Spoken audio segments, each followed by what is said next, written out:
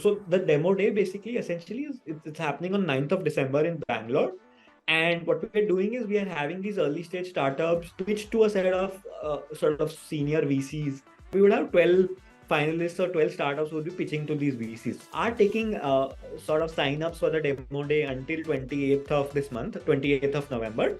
Over these years, we've worked with 300 plus startups. So we've kind of created like an ecosystem where we have a lot of these startups and founders in our network. And on the other side, we also have a lot of ecosystem enablers like VCs.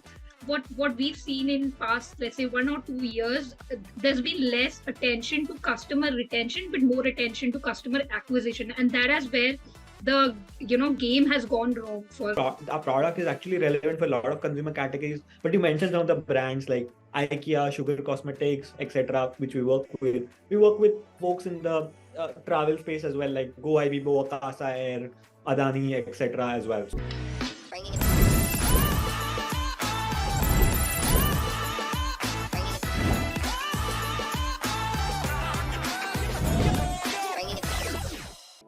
Hello and welcome to another episode of Startup Story Spotlight. Today we are in conversation with the head of WebEngage's startup program, and we learn in a bit what that program is about, how as a startup you can also be a part of it. But before that, WebEngage has recently launched its very first demo day, which is happening on 9th of December in Bangalore. And if you're a startup who wants to be a part of it, wants to raise funding, you're an early stage startup in the consumer space who wants to raise funding, then you can also be a part of it by submitting your pitch by 20th of November. For more information, we'll be attaching the link. You can check that link in the description. But coming back to the episode, this episode is about WebEngage. It is about startup program that they've launched. It is about their startup demo day, but it's also about how WebEngage has been able to make a mark in this marketing tech space in India. How they have been able to acquire 800 plus impressive brands in their portfolio. So do check this episode out.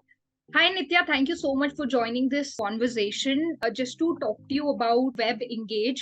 Who don't know, when you go to WebEngage LinkedIn page, it says it helps brands like IKEA, Sugar Cosmetics retain customers. So could you explain how you do that and what is the process that goes behind it? What all do you guys do at WebEngage? So what WebEngage does is we are a user engagement and retention platform specifically for consumer or B2C businesses or consumer brands. Now I mentioned a couple of things: user engagement, retention, etc. So what this exactly is and what and how do we do all of this also? So I'll just break that down a little more in a couple of lines. So what essentially we do is we work with brands or consumer businesses to help them engage with their users that they are acquiring on their online website, app, etc. Their digital touch points.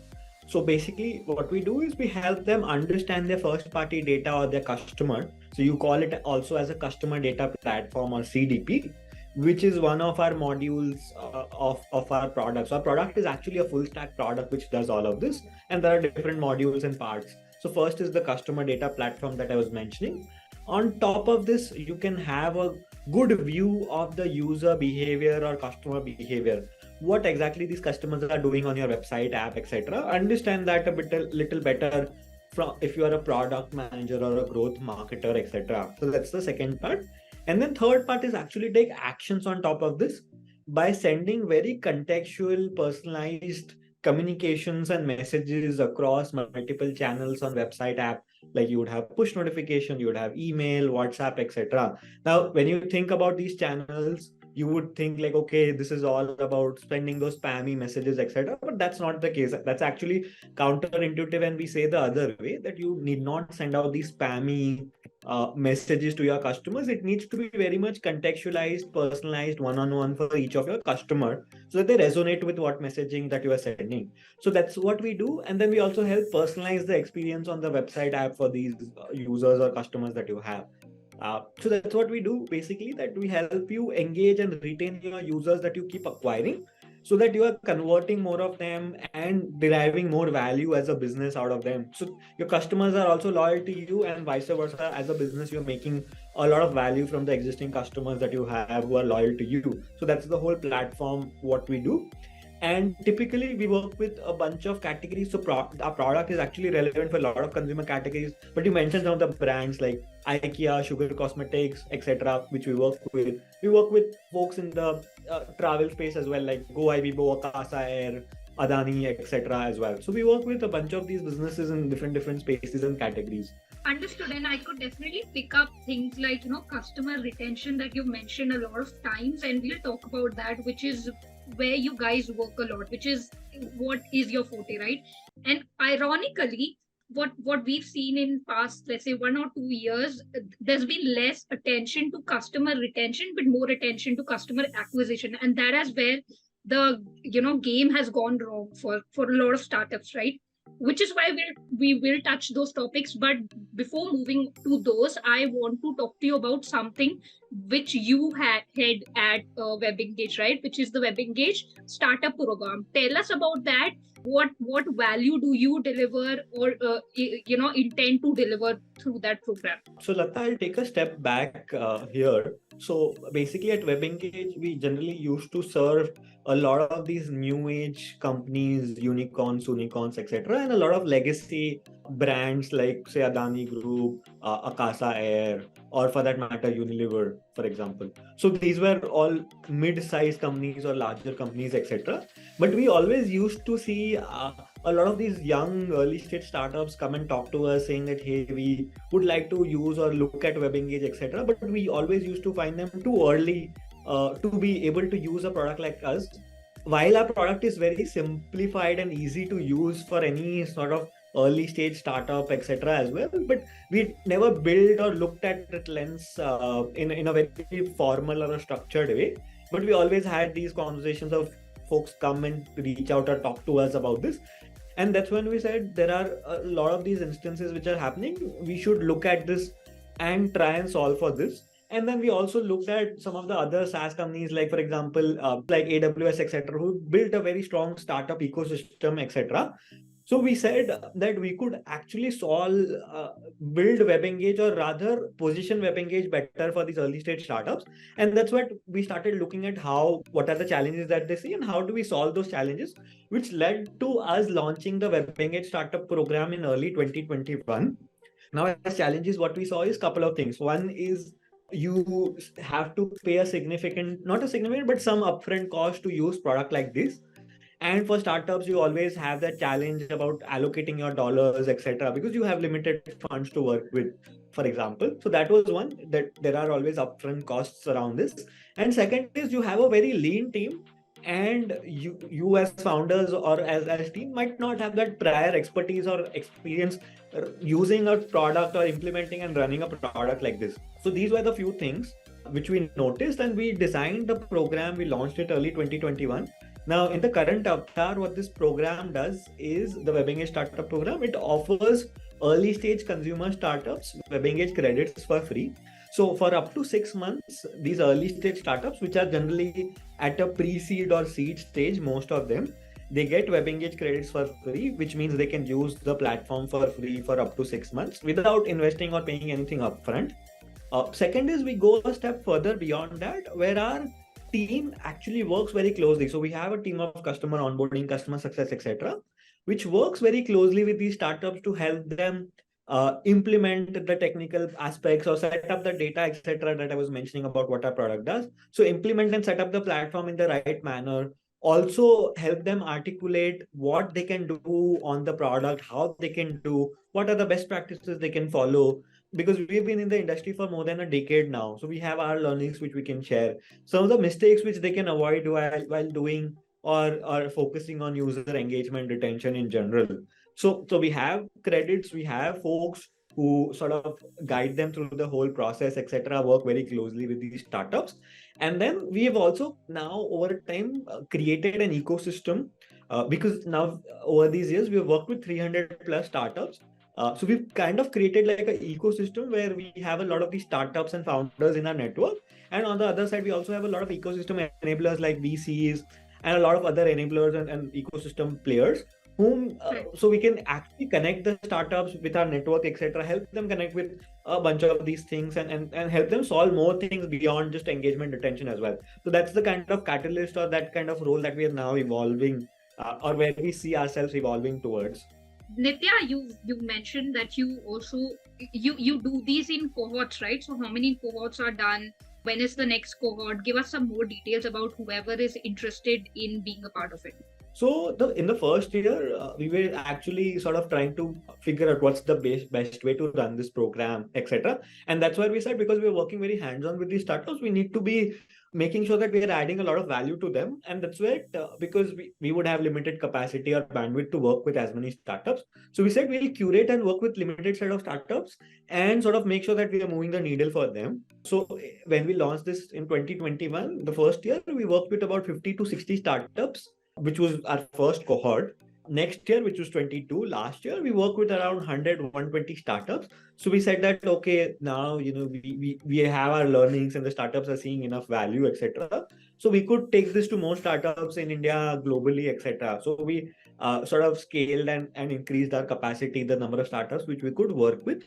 This year, what we started looking is we could actually take this to even more startups. And then what we said is, instead of doing this in cohorts, we could actually, what we could do is every month or two, every few weeks, we could actually open up slots based on our capacity and the startups joining and graduating from these cohorts, etc. So once in every few weeks, we open up about 10 to 15 slots for new startups to join us. So it's become like a rolling cohort now, starting from sometime early or mid 23. So that's where we are. So we work with startups on a rolling basis now.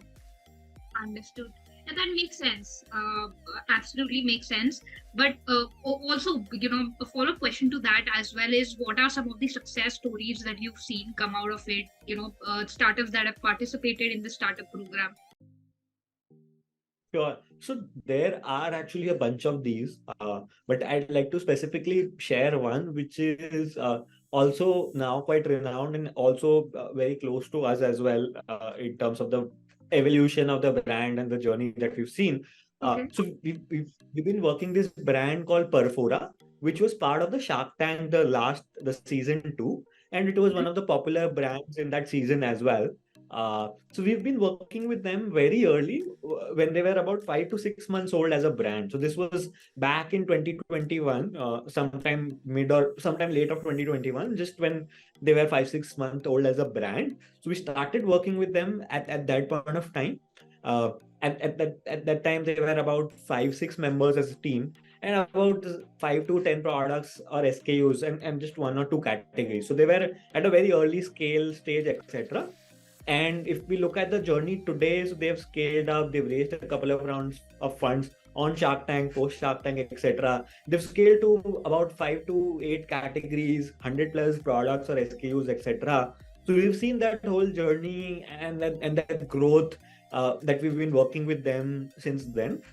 Uh, One of the interesting things there was also that these founders and their team whom we were working with, they actually emphasized on engaging with their users, building that loyalty and touch point with their customers or users very, very early. So they realized that very early. And that's when they started, they joined the WebEngage startup program, started working with us.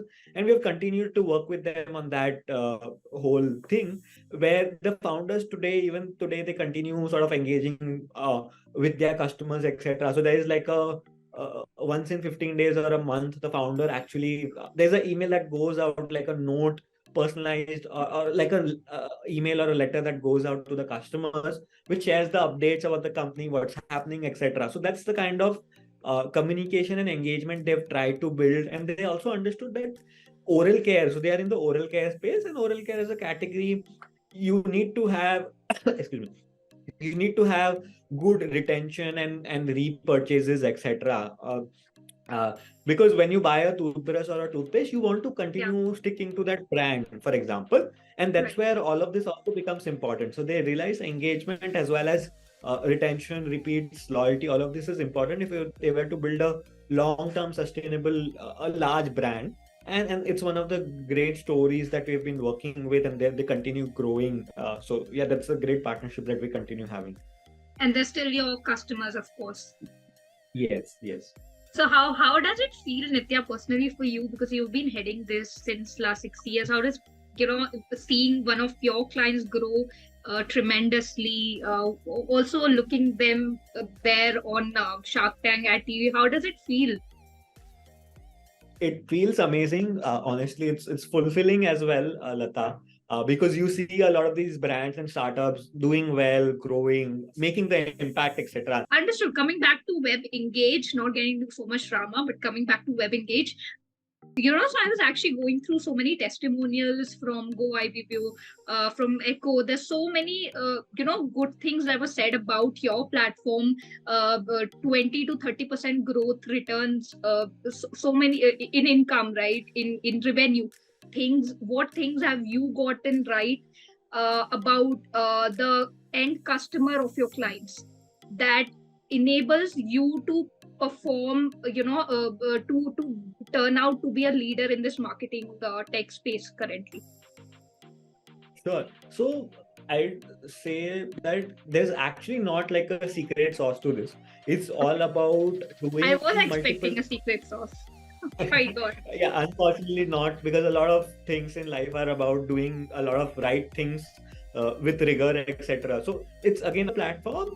It's all about doing 10 or 20 different things which add up or compound over a period of time to actually add to that increase in revenue or delta in revenue or conversions and the metrics that you're looking at. So it's about doing a lot of these things together and those things adding up.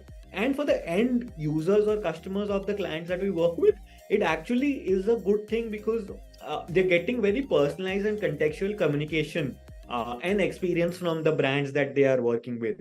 So the customers also feel that, okay, this is not a generic message. I'm actually getting a relevant update of the new products that are launched or some offer which is very relevant to me, rather than just where we see a lot of these random emails and messages and WhatsApps coming in into our inbox every day.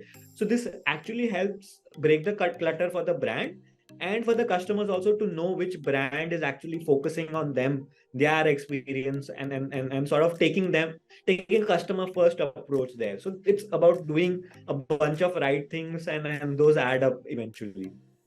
So the online world. Now, if you take an example of a offline or a traditional world, now if you say are buying from a groceries from a neighborhood kirana wala, so the person, he or she, they would know you very well. So they would call you by your name. They would know, okay, what you are generally buying, what brands do you buy, and things like that. Right? So they know you very well.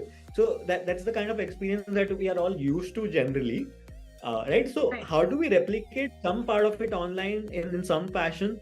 Right, that's the whole idea. Okay, coming to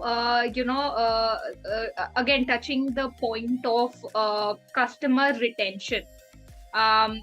Is customer acquisition more important or the customer retention, right? And or would you rather suggest a mix of both? So what is your idea about this customer retention? How do you guys as a platform help your clients retain customers? So ideally, while we are in the business of retention, helping with customer retention, a good balance of acquisition and retention should be looked at. Because what we are seeing is in the last couple of years, a lot of companies or startups saw a lot of funds or money come in, and there was a lot of growth on acquisition-led growth, or basically there was a lot of focus on growing and then acquiring new customers, etc. So that was the focus area most of the times. And we have been propagators that you need to also look at retention for a very long time. Right, and for startups which are at early stage or growing stage as well, it's important for them to balance both acquiring new customers and growing or retaining your existing customer base as well, because there are only as many new customers that you can continue acquiring. At one point of time, you might hit a plateau and say that I've acquired all possible customers that are out there and maybe burnt a lot of money, but you're not seeing a lot of customers come back or stick to your brand or business, or not very loyal with you.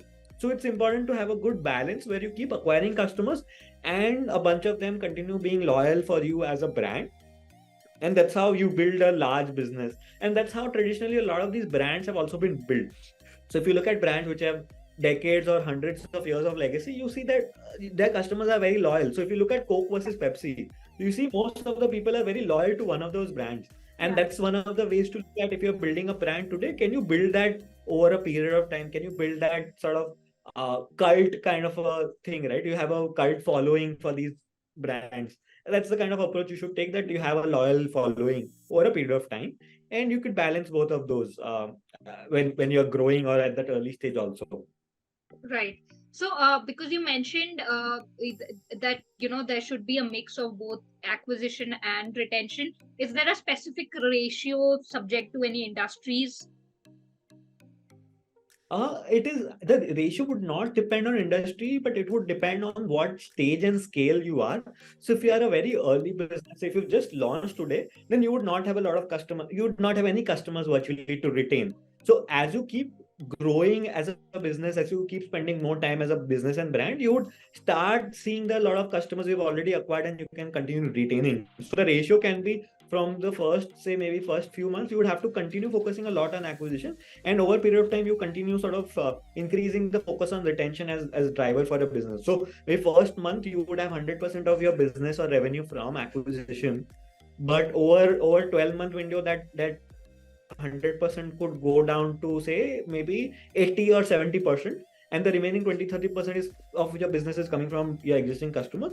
And if you are a 3-year-old business, that could be maybe like a 60% of new customers, 40% of existing customers, and over a period of time you have 50-50, or maybe lower than that, where you have less than 50% of business as new customers and lot coming from existing customers. So that's how you should look at as your maturity and as you grow as a business and brand over a period of time. But are you, like, being in the startup space, are you also seeing that in startups, realizing, okay, customer acquisition is not really adding that much value at the point, just because I had funds, so I went for customer acquisition, but let's come back to retention, because customers are not so loyal these days, right? That's a given, because we have so many options as a customer.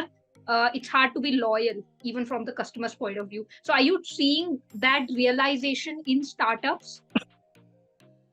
Absolutely. So in fact, because of couple of things like we were discussing last couple of years, there were a lot of funds that were coming in. So one would naturally focus on the easier way to grow, which is by acquiring a lot of customers, which has changed now, where capital or money is coming in.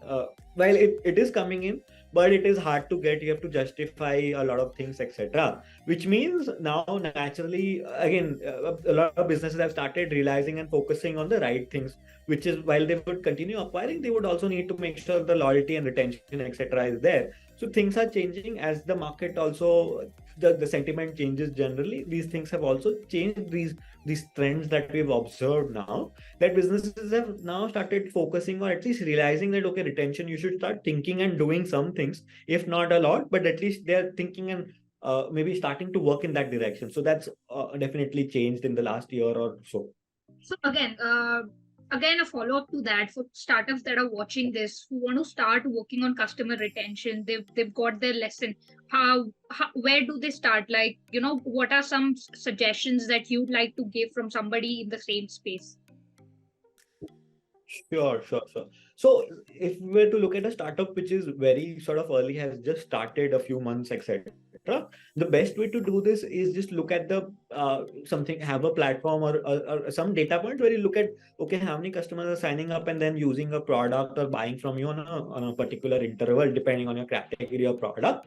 And also the other best way is to look at, actually, in fact, not look, just talk to customers that you have initially between the founders and the team, understand, get a lot of feedback, understand how sort of how loyal or passionate they feel about what you are going to offer.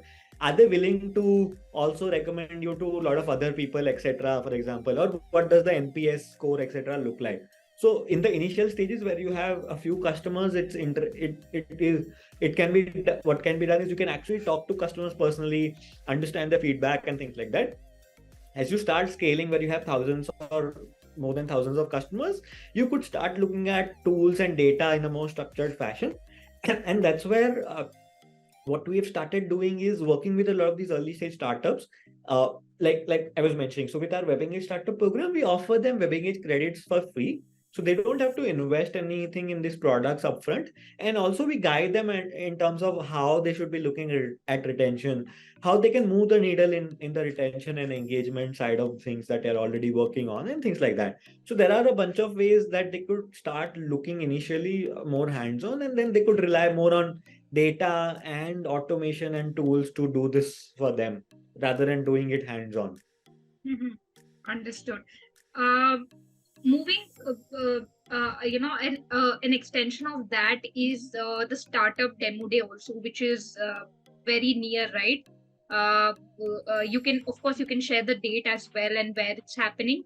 But tell us about that. What is it about? How can people enroll for that, be a part of it? I think you is it about why would startups want to be a part of it? What do you offer through it? But like I was mentioning, so over these couple of years, we've worked with 300 plus startups. We've created a community and ecosystem where we have a lot of startups and VCs and other ecosystem players on different sides. So we said it could be a right time for us to give that platform where we can bring all of them together. That was the larger idea. And the kind of startups that we've also been working with, they have been working on sort of some amazing products.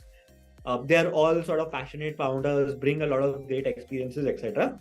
So we said this could be a right platform where we could have these startups showcase what they're doing to a bunch of investors without actually pitching them or like raising funds, etc. Just pitch to them, get the feedback, and have that stage for themselves where they can get feedback, work on it, etc. And in front of a bunch of leading VCs. So the demo day basically essentially is it's happening on 9th of December in Bangalore. And what we're doing is we are having these early stage startups pitch to a set of sort of senior VCs who so there are 6 leading VCs. They're actually partners at these leading VCs who would be just hearing the pitches and then sharing the feedback in that room. And we would have 12 finalists or 12 startups would be pitching to these VCs. So that's the format which is kind of there. And that was the whole idea or evolution where we said, let's bring them all together in a way where they can actually get feedback, learn from get feedback from VCs and also learn from each other. So that's the whole idea of what all we are doing in the demo day. Yeah. Understood. And sorry, so and the demo day basically, so it's happening on 9th of December, and we've extended the deadline like you were saying. So we are taking sort of sign-ups for the demo day until 28th of this month, 28th of November, post which we'll announce the 12 finalists who would be pitching on 9th of December. And one of the other interesting part also is the finalists and some of the winners on that day, they would get a bunch of credits from WebEngage and its partners. Apart from the feedback and networking, etc., they also get a bunch of credits, and the winners also get actual cash rewards. The top winners actually would get cash rewards. So that's also some of the benefits that the startups get being part of the demo day. Moving on, one very important question I want to ask you about this demo day, and I'm sure everyone would want to know, is what is the eligibility? Who can apply to this? Number one. And number second, what are some suggestions you'd like to give in terms of, how can one pitch in the better way to become finalist and then, go on to win a network for themselves as well. So yeah, please go on. Basically, this is the demo day is meant for any startup any early stage startup which is in the consumer space can actually apply for this demo day. So if you're an early stage consumer startup, please go ahead and apply. And the reason being, the VC panelists also are the startups that we generally work with in our ecosystem or network or community also are all these consumer startups. So we're curating this specifically for them and at early stage. So they are all welcome to apply. And then what we're looking at is, so basically all the 12 finalists, for them, the idea is and they should be not at the idea stage. So you should be having so you should have launched, or you should be having some product or some traction, etc. So that's another important point. So if you're at an idea or a pre-launch stage, then maybe you want to work on it and then sort of join the next one. So that's the second one. So yeah, back to like what they can do to actually win on the demo day, or be successful on the demo day, is couple of things. One is be on top of your metrics and general things that you are building, what you are building, why you are building, what's your traction looking like, what are general retention and engagement metrics looking like. Are you even looking or thinking of this or tracking those things, or do you have a hang of those metrics, etc.? So just be on top of your numbers and have your story which you can generally keep talking or telling to the world, and just be confident. So yeah, that's all about it. Just be confident and natural, and have some of these metrics handy that you can present to the panelists. Okay. So no secret sauce. Of course, we are the top of the game with your numbers and your confidence and your storytelling. A lot of entrepreneurs are storytellers, right? At the end of the day. Absolutely. So both the things, you need to have a good story and you need to have some of the metrics as well to back it up. Correct. Because nowadays just stories would not work. So you need to have a good mix of both, and you then well placed to be among the top winners, or at least among the top ones. Awesome. Understood. Okay. One very last question. What is the vision? What is the future that you're looking at for this WebEngage startup program? What are bigger ideas that you see 2-3 years down the line? Sure.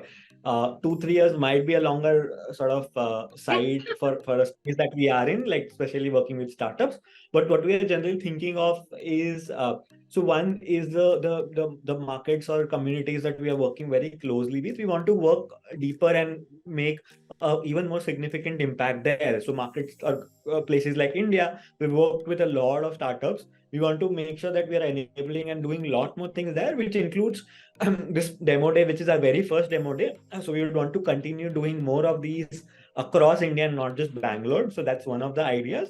And second is to take this program to some of the other countries as well. That's a larger plan, that how can we take this program to a lot of startups, the WebEngage startup program, how can we take this to a lot more startups? And second is how can we go deeper and do a lot more impact for the startups that we are already working with, which could also mean creating the platform like demo day for them, or doing 5 or 10 more things for them. Understood. Great. On that sweet note, Nitya, we'll be wrapping up this conversation. Thank you again for joining this conversation. For everybody watching, demo day is on 9th of December. 28th November is the last day to submit your pitch and to be finalized in top 12. And there's some amazing partners from amazing venture firms, that are going to be there. I've seen that for myself. You can check out their website. We'll be attaching the link here as well. You can check it out yourself. But do give it a shot, and all the best to everyone.